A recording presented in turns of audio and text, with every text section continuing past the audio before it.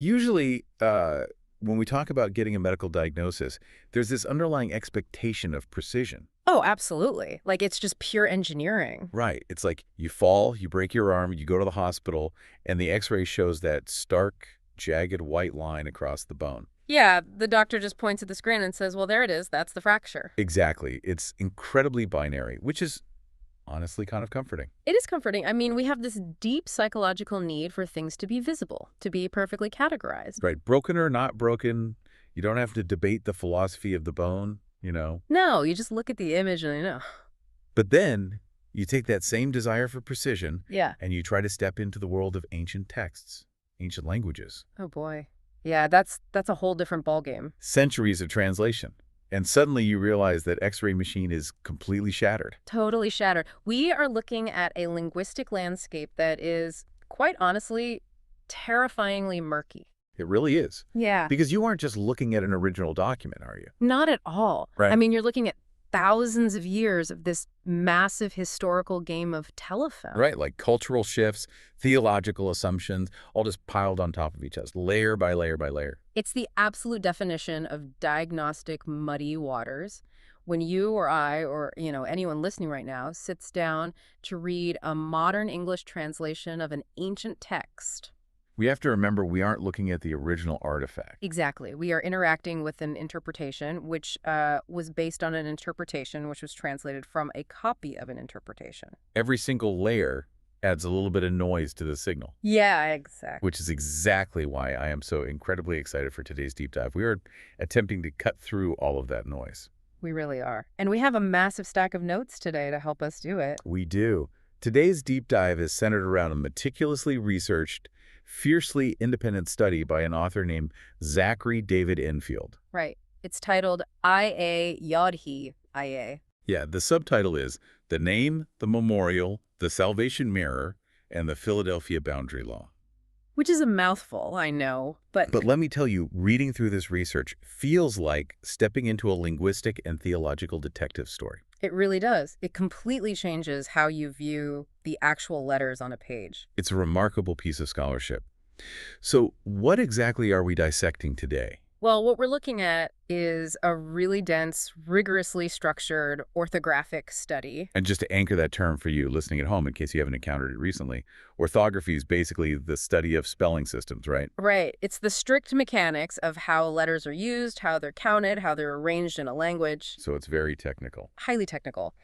Enfield's entire mission here is to recover the original two-letter name of God directly from the ancient Paleo-Hebrew script. Completely bypassing the modern translations we've all grown so accustomed to. Exactly. I think the best way to frame this for you, listening right now, is to imagine the software running on your computer or your phone. Oh, I like this analogy. Yeah, most of us, when we read ancient names or biblical texts in English, we are basically just looking at the user interface, the UI. Right. It's been smoothed out. Exactly. It's been made incredibly user-friendly for English speakers. All rough edges are gone. But today, we're basically abandoning the user interface. We are. We are opening up the terminal window, and we are going to look at the raw, original source code of ancient Hebrew. Because the editors of later English Bibles were essentially patching that UI to make it look prettier, right? Right, to make it sound more natural to the ear of whatever specific century they were translating in. But in the process of patching the UI, they inadvertently obscured the underlying source code. And our mission today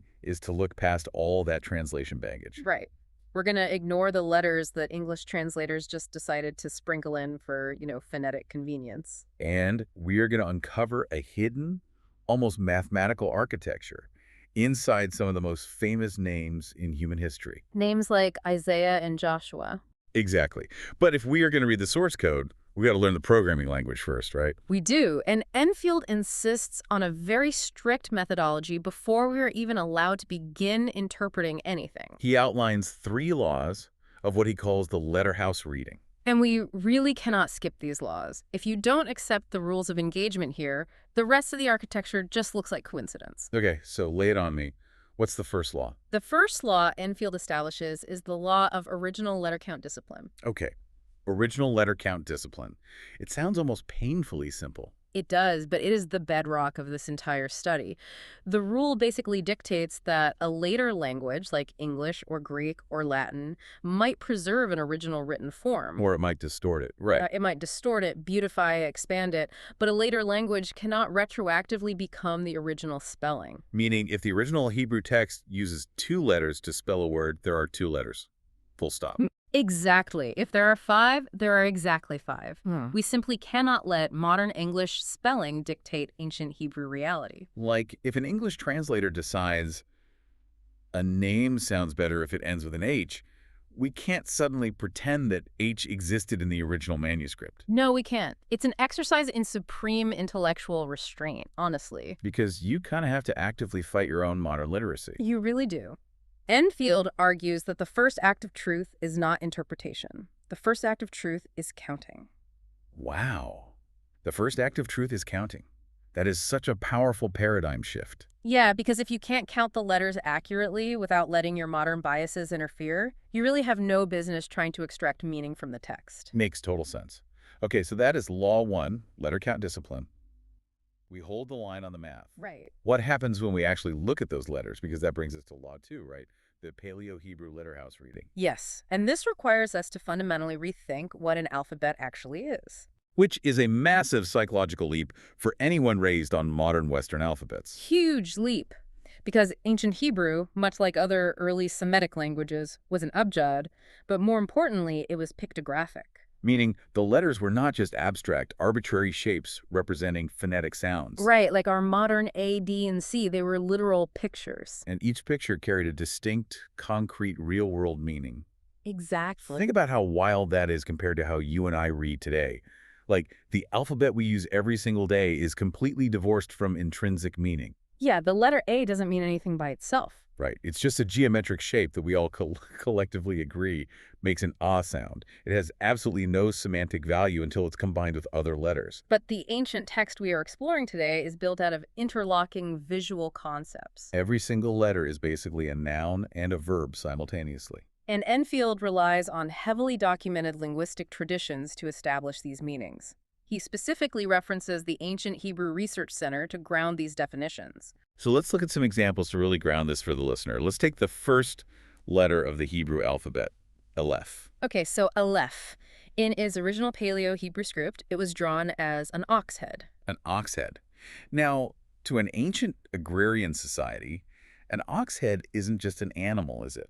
No, it represents the concrete concept of strength or power, leadership, the yoke. Right. And then the second letter, Beit, was drawn as the floor plan of a nomadic tent. So its concrete meaning is a house, a dwelling, or a family. So when you combine Aleph and Beit to form a word, you aren't just stringing an ah sound and a boo sound together. Not at all. You are combining two visual concepts, strength and house. The leader of the house, the strength of the family. Exactly. The word is quite literally a house built out of letter meanings. I want to lay out a few more of these pictographs because they're going to become the structural beams for the rest of our deep dive. Good idea. Let's look at Yod. Yeah, Yod, which was drawn as an arm and a closed hand. Right. It means to work, to throw, or to worship. It's the active hand. Then there is He, which was drawn as a man standing with his arms raised up. So it means to behold, to reveal, or even the physical act of breath, like a sigh of recognition. Wow. Okay, what about Shin? We definitely need to understand Shin.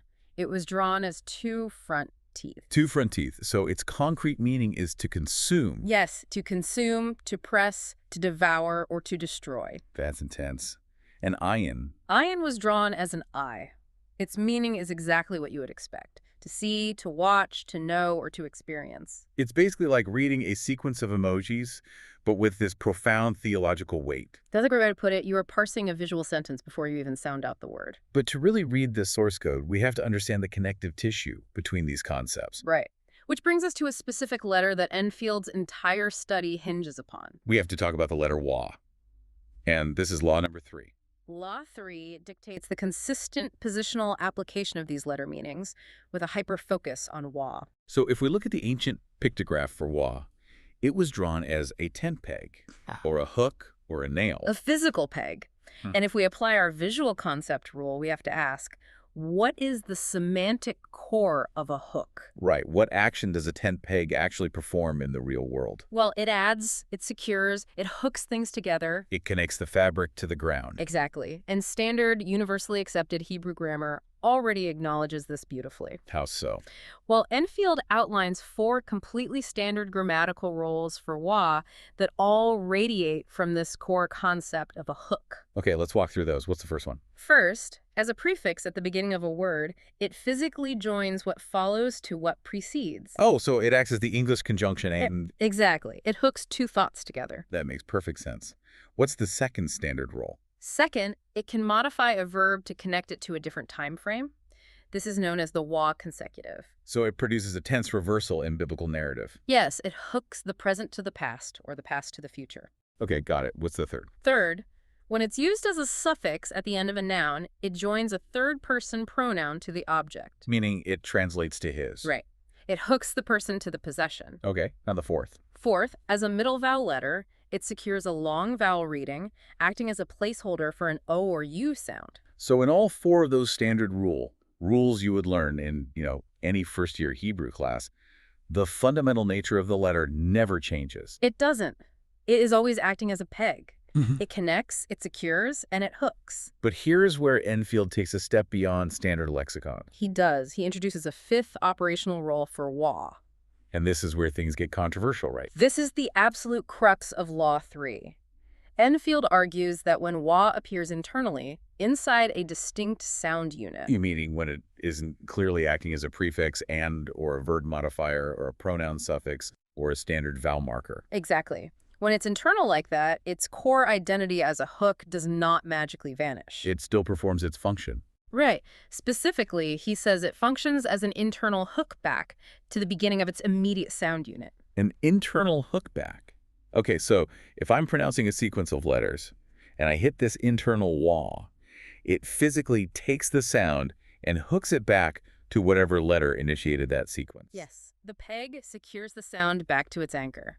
Now, I have to be completely honest here. Let me step into the shoes of the skeptic for a second. Please do. When I first read that, my immediate thought was, isn't this just a magic wand? That is the most common pushback, yeah.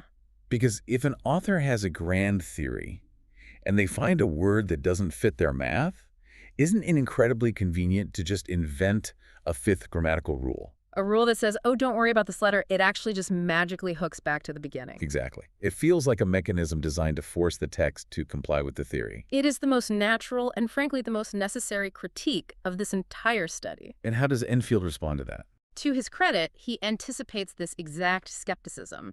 The defense he provides is really the hallmark of any rigorous scientific or linguistic model. Which is what? A rule is only valid if its application is blind. Meaning it has to work everywhere. It must work consistently across the board in every instance, even when the resulting output actively hurts your theory. Because a fabricated rule will shatter the moment you apply it to a stress test scenario. Precisely. An ad hoc rule bends to the will of the author, but a foundational law remains rigid regardless of the outcome. Okay, I track with that. Enfield argues that this 5th application isn't an invention, it's a deduction. He's just taking the universally accepted semantic core of the letter, the hook, and applying it to a structural position that standard lexicons have overlooked. And I promise you, later in this deep dive, we are going to subject this hook-back rule to a brutal stress test. We are going to apply it to a word that, by all accounts, should destroy Enfield's entire theory. Yes, we are. We'll see if the rule bends to save him or if it holds its mathematical shape. Consider my skepticism thoroughly engaged, but I am willing to let the evidence play out. Fair enough. So we have our tool set. We have our 3 laws. First, count the letters strictly. Second, read them as pictographic conceptual houses. Third, apply their semantic meanings consistently, especially that wa hook. With these diagnostic tools powered up, where are we pointing the machine first? We aim it at the very top. We are looking for the original name of God. The central foundational premise of Enfield's source material is that the original name in Hebrew is not 3 letters. It is not 4 letters. And it is absolutely not a modern English amalgamation like Yah or Jah. According to this orthographic study, the name is strictly, mathematically, exactly 2 letters. Yod and Hey. Just 2 letters. Out of the entire sprawling text, The core source code distills down to just yod and hey. That's the claim. Now, how does he establish that textually? Because that's a big claim. He builds this foundation by connecting two highly specific verses in the Hebrew Bible. The first piece of the puzzle is Proverbs 18:10. Okay, what does Proverbs 18:10 say? The text reads, "The name of YHWH is a strong tower." Okay. Now, we have to look closely at the grammar of that sentence. It utilizes a Hebrew construct chain. It says, "the name of YHWH." Oh, I see. It explicitly does not say YHWH is a tower. Exactly. That is a massive distinction. We are so used to blurring those concepts together. The grammar explicitly states that the name belongs to that famous four-letter form, the tetragrammaton, YHWH. Right, it is a distinct property that proceeds from it. Think of it like saying the voice of the president. The voice belongs to the president. It emanates from the president, but the voice itself is the specific phenomenon we are focusing on. Right, so Proverbs establishes the architecture. There is a specific name distinct from the four-letter title that acts as the strong tower. So once we know we are looking for a property of the tetragrammaton, where do we look? We turn to Psalm 68. And what do we find in the source code of Psalm 68? In Psalm 68, verse 4, we find the declarative phrase, "In or by IA is his name." In IA is his name. Yes. The underlying Hebrew text explicitly, undeniably contains just the two letters, Yod-He, in direct grammatical relation to the phrase, "his name." Let me make sure I'm mapping this correctly.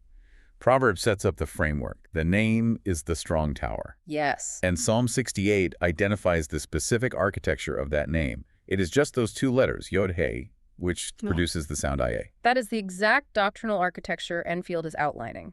The four-letter form, the tetragrammaton, holds the ultimate authority and presence, but the two-letter form is what actually names it. The strong tower is the name, and the structural integrity of that name is strictly two letters, IA. Right. That is the biblical internal evidence. But what I find fascinating is that Enfield doesn't just stay in the ancient Hebrew text. He doesn't. He pulls in historical evidence to prove that this wasn't just a secret code. It was a lived, spoken reality. Let's talk about the historical snapshot from the 5th century. Oh, this is great. Enfield brings in the testimony of a highly influential Greek-speaking bishop and theologian, Theodoret of Cyrus. Right, and Theodoret wrote this extensive commentary on the book of Exodus, written in the 400s AD, right? Yes. And in it, he meticulously documents the contemporary linguistic landscape. He notes how different communities in his region pronounce the divine name. Okay, what did he find? He records that the Samaritans pronounced a longer four-letter vocalization, which he transliterated into Greek letters as Iabi. Abi, okay. But he explicitly, categorically noted that the Jewish community pronounced a strict two-letter form. And how did he spell that two-letter form in Greek? He spelled it iota alpha, Aya. Wow, so even back in the 5th century, there was a recognized, documented, and fiercely maintained distinction. Very fiercely maintained. The two-letter form wasn't just some poetic shorthand or a nickname. It was the actual operational pronunciation used by the Jewish community, captured perfectly by a Greek historian. Iota alpha is the exact phonetic mirror of the Hebrew Yod-He. It's a stunning piece of historical corroboration. But honestly, as compelling as a 5th century bishop is, the evidence that truly shocked me is how this two-letter reality fought to survive in English translations. Only to be systematically buried, yeah. Yes. This is where the story turns into a historical thriller. We have to look at England in the year 1539. Right. King Henry VIII is on the throne. The English Reformation is in full swing. Thomas Cromwell, Henry's chief minister, commissions what becomes historically known as the Great Bible. And we really have to understand the context of this book. This wasn't a niche, underground translation read by a few scholars in a dusty room. Far from it. It was a massive, sweeping public mandate.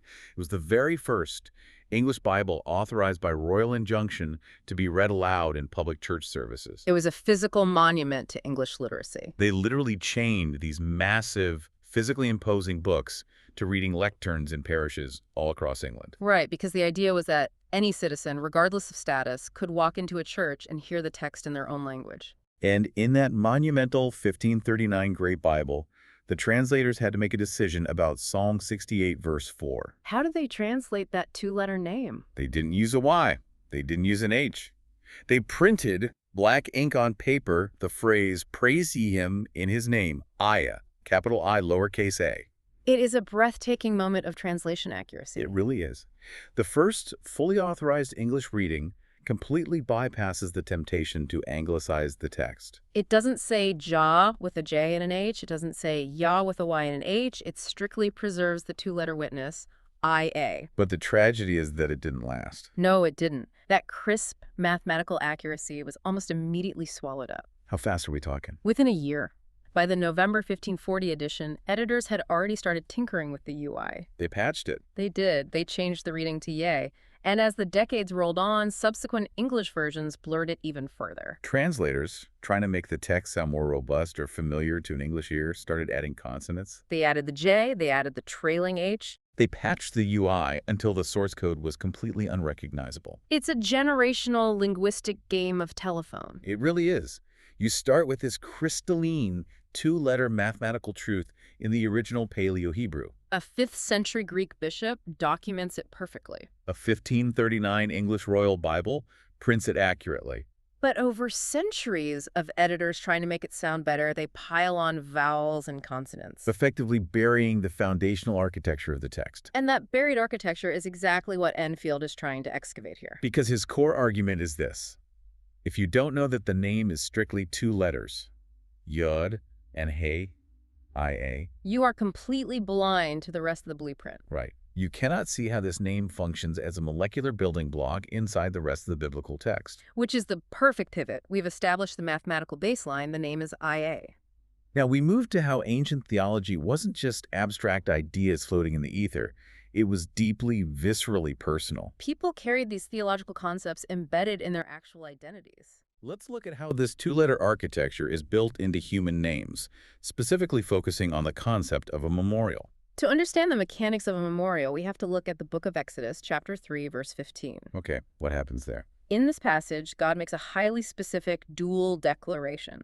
He states, "This is my name forever," and he immediately couples that with, "and this is my memorial to generation after generation." So the name and the memorial are explicitly, permanently bound together by the text itself. Forever. They're two sides of the same coin. Now, to understand what that actually means, we have to look at the original Hebrew root word used for memorial or remembrance. The root is ZKR. It is spelled with 3 distinct letters, Zayin, Kaf, Resh. Okay, let's apply our letterhouse diagnostic tools to ZKR. Because if you ask a modern Westerner what a memorial is or what it means to remember something, the concept is usually very passive. Right, we think of a bronze plaque on a park bench. Yeah. Or softly conjuring up a mental image of a loved one who passed away. It's an internal, quiet, almost weak process. And that is entirely our modern English bias filtering the text. So what's the actual definition? In ancient Hebrew, the lexical definition of ZKR is not passive memory. The definition is to mark so as to be recognized. To mark. It is an active, physical state of marked remembrance. Exactly. Okay, let's break down the pictographs of Zayin, Kaf, and Resh to see how that active definition was originally built. Let's look at the images. Zayin was drawn as a cutting weapon, like a sword or an agricultural sickle. So its concrete semantic meaning is to cut, to sever, or to pierce. Right. Kaf was drawn as the open palm of a hand. It means to bend, to open, or to allow access. And Resh was drawn as a human head. It means the chief, the first, the beginning, or the mind. So if you arrange those visual concepts sequentially, a cutting weapon, an open palm, a head. Enfield translates this combination as cut into recognition or mark the head. Or even sever the palm of the head, implying a deeply penetrating realization. The point he's making is that this concept is visceral. It is an active, almost violent carving into human consciousness. To remember, in this ancient Semitic context, is not a passive thought drifting through your mind. It is the act of indelibly cutting a sign into the very place where it must be known. It is an unerasable mark. So ZKR is this intense, active marking of recognition. Now, how does this heavy theological concept connect to human identity? Let's look at the biblical prophet Zechariah. We apply our law of letter count discipline. The original Hebrew spelling for Zechariah, which is the linguistic ancestor of the modern name Zachary, is exactly 5 letters long. 5 letters. It is spelled Zayin, Kaf, Resh, Yod, Hey. Wait, Zayin, Kaf, Resh, that is the exact root for the memorial, ZKR. Yes. And the final 2 letters, Yod, Hey, that is our 2-letter baseline. That's IA. Precisely. If you break the word apart according to its foundational letter blocks, you get ZKR plus IA. The name literally translates to the memorial of Ia or Ia remembers. It is that specific verse from Exodus, the name and the memorial bound together forever, physically constructed into a human identity. That is just wow. When you look at the name ZKRIA through Enfield's methodology, it stops being a mere phonetic label. It reveals itself as a molecular structure of theology. The conceptual architecture of cut-into recognition fused seamlessly with the two-letter name of God. It is a walking, breathing monument. I just want you listening right now to pause and think about this for a second. Think about anyone you know named Zachary. Your best friend, a coworker, maybe even your own son. You've probably only ever thought of their name as a convenient phonetic label. It's just the sound you make when you want them to turn around. But according to this orthographic study, they aren't just carrying a label. They're walking around with a 3,000-year-old architectural blueprint embedded in their identity. The active, visceral marking of recognition combined with the foundational source code of the divine name. And it has just been hiding in plain sight this entire time, behind the English interface. Exactly. And as staggering as the Zachariah connection is, it is just the preamble. Right, because this brings us to what I consider the absolute masterpiece of Enfield's source material. The structural mirror between the ancient prophets Isaiah and Joshua. The salvation mirror. I've been waiting to unpack this. This is where the math gets incredibly complex, but so rewarding. Let's start with Isaiah. Walk us through the exact letter count. We lean entirely on law number 1. In the Hebrew manuscript, the name Isaiah is spelled with exactly 5 letters. Yod, Shin, Ayin, Yod, He. Okay, let me stop you right there. Because in English, the name Isaiah ends with an H, I-S-A, I-A-H. Are you telling me that final H doesn't exist? I am telling you it is an utter illusion. It is a phantom letter created by the translation baggage we discussed earlier. So there's no H sound at the end. The original Hebrew spelling ends with the letter Per Yod He. That is the 4th and 5th letter. We cannot retroactively count the H sound a second time simply because an English translator decided to add a Latin H to the end of the word to make it sound breathy. We must hold the line at 5 letters. The name is I-S-A-I-A. Got it. 5 letters. No phantom H. So let's break down the first 3 letters of that structure. Yod Shin Ayin, I-S-R.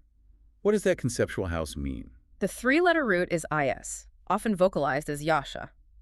Lexically, standard dictionaries will tell you it means to save, to deliver, or to rescue. But remember Law 2, we want to understand the nature of that rescue through the pictographs. Right. Yod is the arm or the working hand. Shin is the 2 front teeth, meaning to consume, to press, or to devour. And ayin is the eye, meaning to see, to witness, or to experience. A working hand, teeth that consume, and an eye that sees. Enfield translates this combination as the hand of decisive eating that is seen. That is a shockingly aggressive way to describe the concept of salvation. It really forces us to reevaluate what salvation meant in antiquity. It's not a passive concept of being gently pulled to safety. Right. It is an operative, forceful hand of deliverance that actively consumes and destroys the threat. And it does so in full view of the witness. It is an experienced, undeniable reality. So we take this incredibly intense, active route for salvation, I say, and we look at the terminal letters of the name, which are Yod-He, I-A, I-C, plus I-A. Isaiah. The structure translates directly and cleanly to the salvation of IA or IA saves. It is brilliant, clean math, but we have to address a major roadblock here. Oh, the Yeshayahu conflict. Yeah. If I open up a standard biblical lexicon or a Strong's Concordance, I'm going to find the prophet Isaiah grouped together with a longer 6-letter variant of the name, Yeshayahu. Spelled Yod Shin Ayin Yod He Wa. It tags that wa onto the very end. Now, if those 2 names are identical, then the ending of the name isn't just IA, it's I-A-Wa.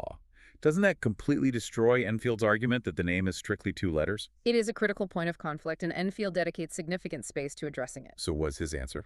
The reason lexicons group the 5-letter Isaiah and the 6-letter Yeshayahu together is for methodological convenience. They both clearly share the exact same 3-letter salvation root, I say.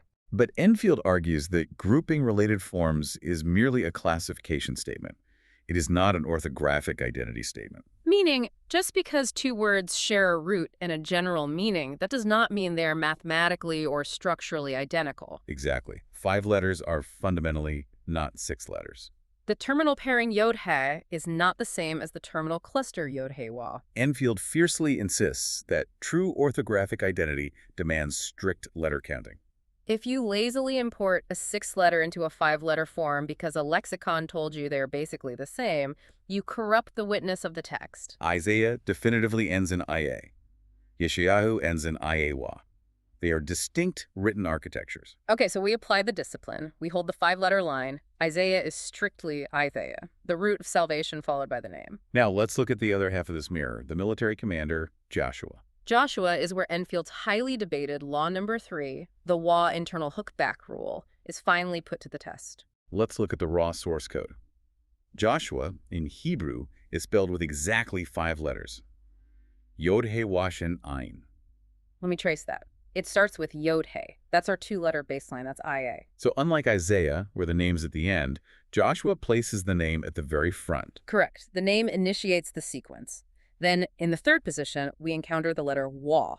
And it is immediately followed by Shin and Ayin. Now, remember the 5th operational role of Wa that we debated earlier. The internal hookback. If Wa is conceptually a tent peg and it's sitting inside a sound unit, it has to hook back and secure itself to the anchor of that unit. Precisely. And what is the anchor of the immediate sound unit in Joshua?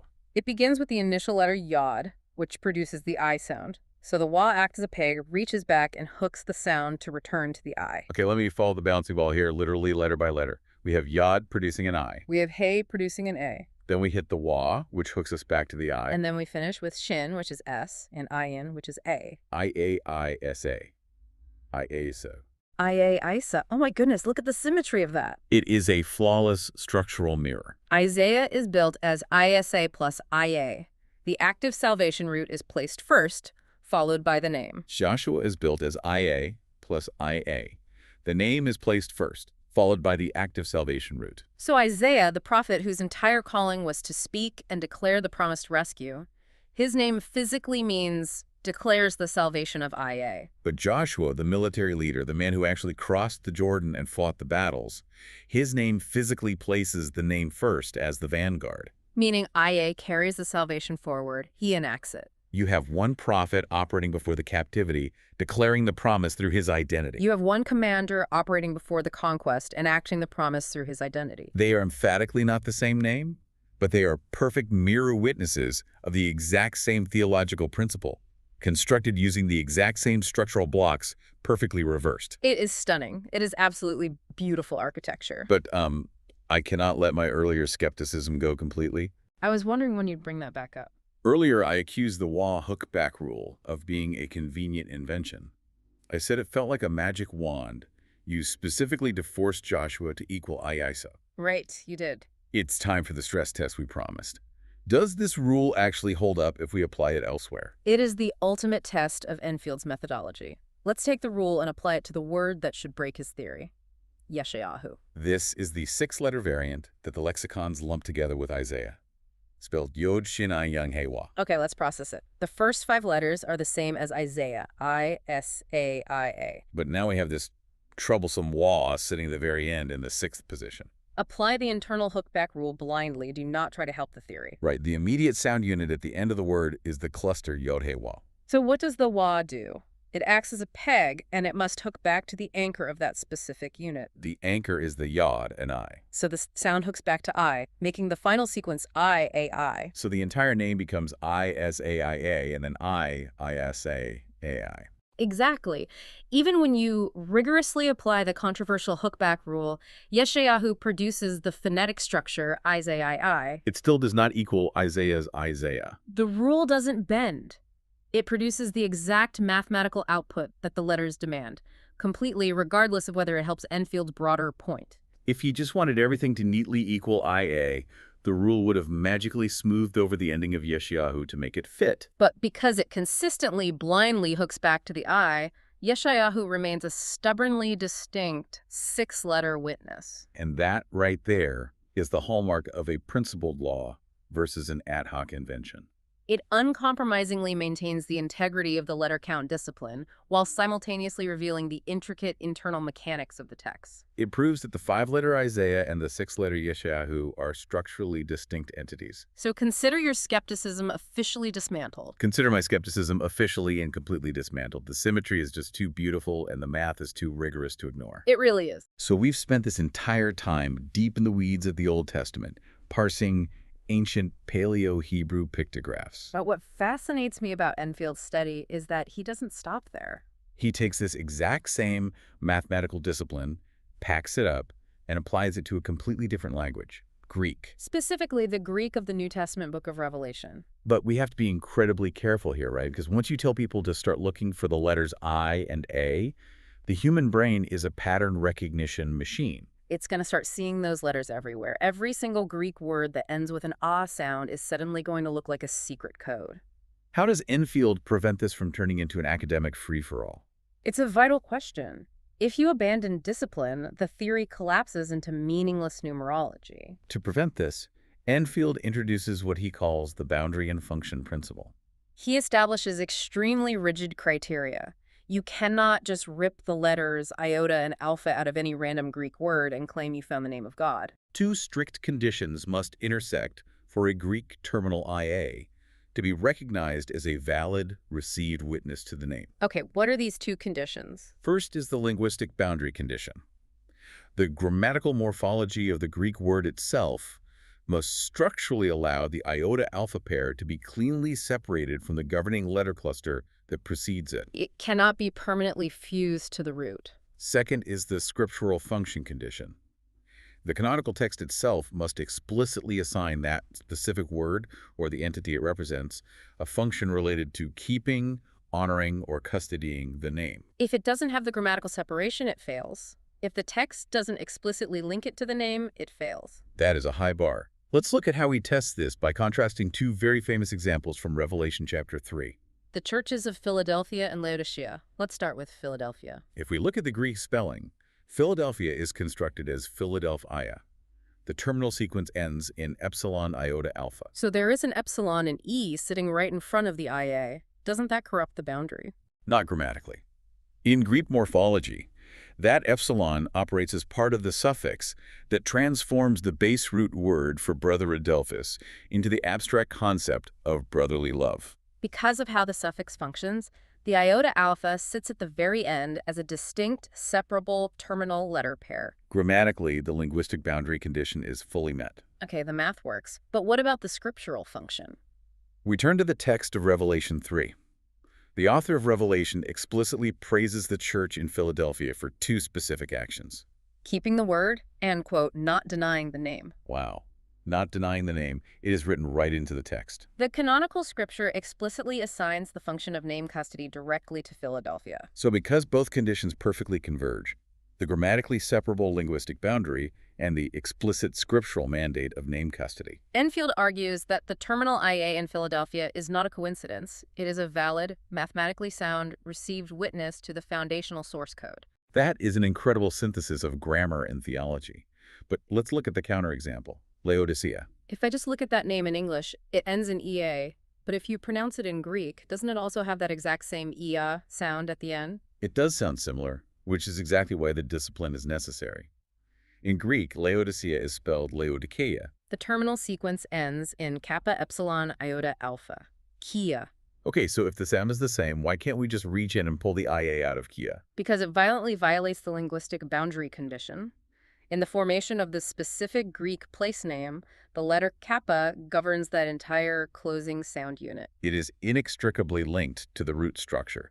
You cannot amputate the kappa without completely shattering the morphological architecture of the word itself. It is a single, locked, impenetrable cluster, Kio-Aya. It fails the grammatical test. There is no clean separation. Exactly. And furthermore, it spectacularly fails the scriptural function condition. If you read Revelation 3, the text famously and brutally rebukes the church in Laodicea for being lukewarm. In that entire scathing passage, there is absolutely zero mention of them keeping, knowing, or custodying the name. I have to say, I deeply appreciate the intellectual honesty of this approach.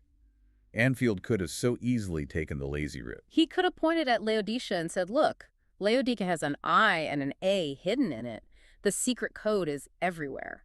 But instead, he relies on strict grammatical morphology and the actual literal context of the scripture to set a hard, impassable boundary. A similar sound neighborhood is not the same thing as a mathematical witness. You cannot force the data to say what you want it to say. It reinforces the central thesis of his entire work.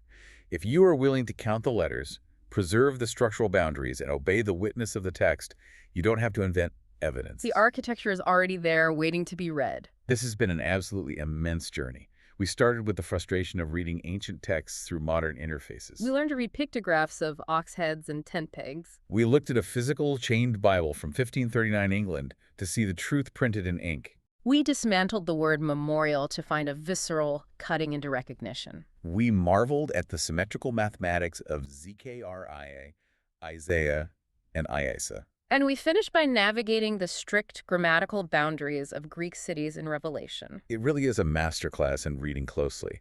It highlights just how much profound meaning we gloss over when we only interact with the surface layer, the UI, of a text.